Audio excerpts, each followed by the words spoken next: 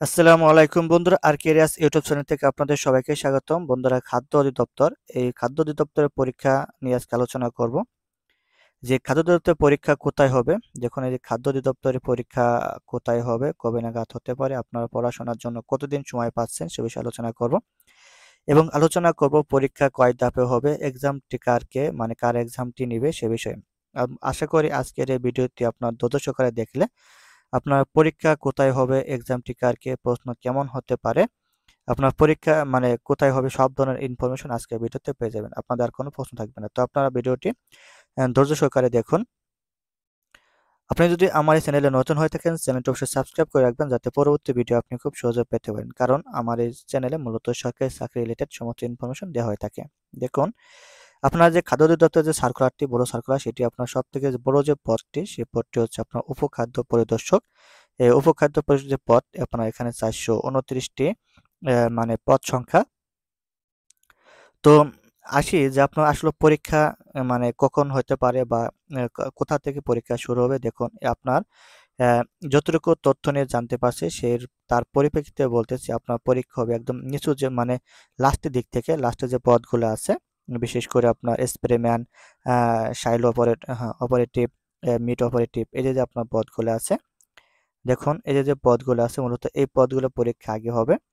এই যে ছোট যে মানে আপনার এই যে পদগুলো আছে, এই পদগুলো পরীক্ষা আগে হবে। বিশেষ করে 19তম গ্রেড, 16তম গ্রেড, এই পদগুলো আগে হওয়ার সম্ভাবনা রয়েছে। এই পদগুলো মানে শেষ হওয়ার পরে পরবর্তীতে আপনার বড় যে সার্কুলারটি মানে বড় যে পদটি রয়েছে, সহকারী উপখাদ্য পরিদর্শক যে পদটা রয়েছে, সেটা আপনার পরবর্তীতে পরীক্ষা হবে। তো এবার আসি যে আপনার পরীক্ষা কোথায় হবে এবং পরীক্ষা কত ধাপে হবে। আপনার পরীক্ষা হবে মূলত আহ, মানে বিভাগীয় শহরে এবং কি জেলা শহরে হওয়ার সম্ভাবনা রয়েছে আগের ন্যায়। আগে যেমন আপনার এই পরীক্ষাগুলো যেমন জেলা শহরে হতো, ঠিক তেমনিভাবে জেলা শহরে হওয়ার সম্ভাবনা রয়েছে এবং জেলা শহর প্লাস আপনার বিভাগীয় শহরে পরীক্ষাগুলো হবে। এবার আসি পরীক্ষা কোথায় হবে, আপনারা জানতে পারলেন। এরপরে আসি যে আপনার পরীক্ষা কত ধাপে হবে। দেখুন, পরীক্ষা হবে আপনার 3 ধাপে।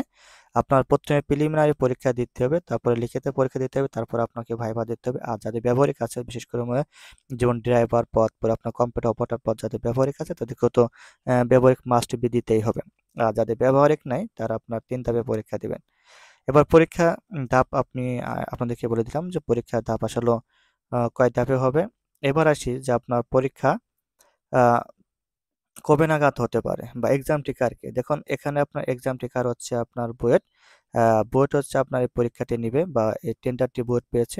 আমি আগেই বলছি একটা ভিডিওতে। এবার কথা হচ্ছে বুয়েটের যে প্রশ্ন প্যাটার্ন, আপনারা বুয়েটের প্রশ্ন প্যাটার্নটি একবার দেখে নিতে পারেন যে বুয়েট কোন ধরনের প্রশ্ন করে। আর বর্তমান কিন্তু আপনার মানে আপডেট হচ্ছে সবকিছু আগের তুলনায়। কিন্তু প্রশ্ন ওইভাবে থাকছে না। সবকিছু যুগের সাথে তাল মিলিয়ে চলতে হয়। প্রশ্ন অনেকটা আপডেট হয়ে গেছে। তো আপনারা বুয়েট যে পরীক্ষাগুলো নেয়, সেই বুয়েটের যে পরীক্ষার পদ্ধতি, বিগত বছরের পরীক্ষার আহ, যে নিয়েছে তাদের একটি মানে এ, আপনার জব সলিউশন বই কিনে আপনারা দেখতে পারেন যে আসলে কি ধরনের বই, মানে তারা কোন ক্যাটাগরি কোন ধরনের প্রশ্ন করে থাকে। এবার আসি যে আপনার পরীক্ষা তো বুয়েট নেবে, এটা শিওর। আর পরীক্ষা কোথায় হবে এটাও শিওর। সবকিছু বলে দিলাম। তারপরও যদি কারো কোনো প্রশ্ন থাকে আপনার কমেন্ট বক্সে জানাবেন, আমি আপনাদের উত্তর করার চেষ্টা করবো। তো আজকের ভিডিও এ পর্যন্তই। সবাই ভালো থাকবেন, সুস্থ থাকবেন। আসসালামু আলাইকুম।